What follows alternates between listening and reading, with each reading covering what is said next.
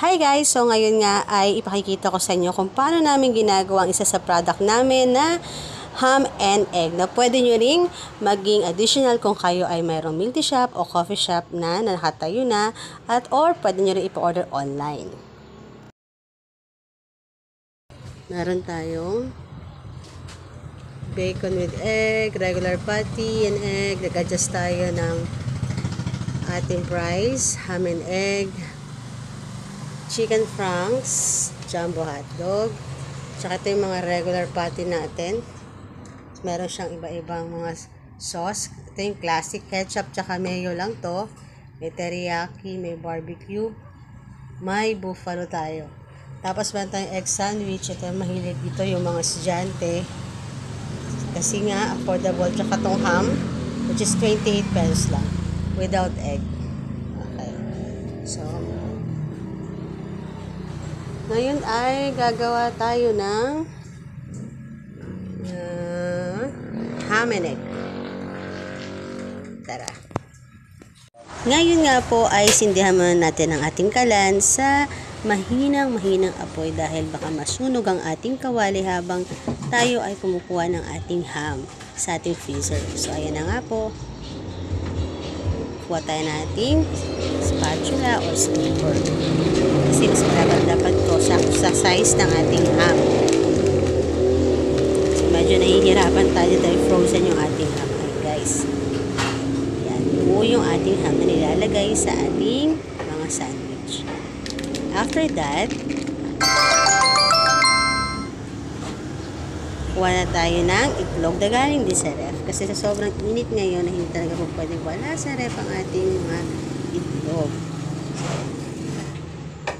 Tabi lang natin ng konti ang ham. And then, pagsabay na natin ang pagluto ang ham at egg.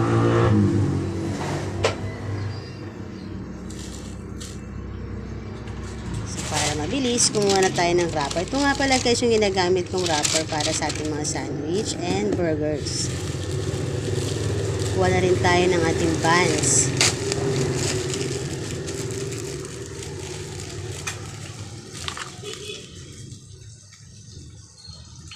Kaya mag-alala guys, malinis ang aking kamay. So, gigilitan muna natin ang ating buns at ilagay natin sa may bandang taas ng kawali. Make sure na bandang taas para hindi po niya mahigop ang mantika. Tingnan lang po natin kung nasusunog na siya. Ayan, pag okay na po, pagilagay na po natin sa ating wrapper at i-ready na po natin agad. Lagyan na po natin agad ng ketchup at ng mayo.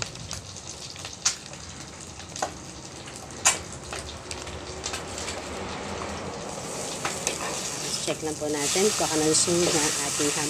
Ang ham po kasi manipis lang. Tapos itong ginagamit natin siya po ay sweetened po siya. So, may sugar po siyang kasama.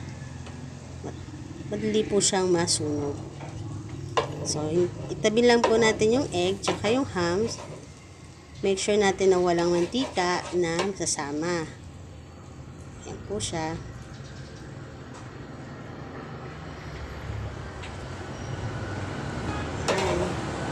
Ngayon naman yung egg.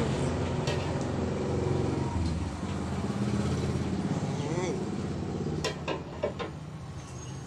Tapos, ilarap na po natin siya.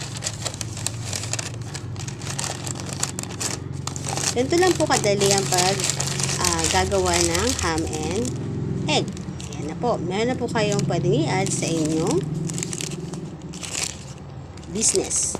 Kung meron na po kayong milk tea shop or coffee shop, pwede pa kayo magdadagdag ganito. Ayan.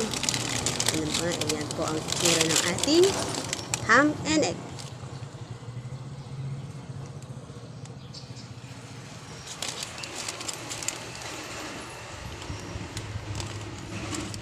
For only 45 pesos.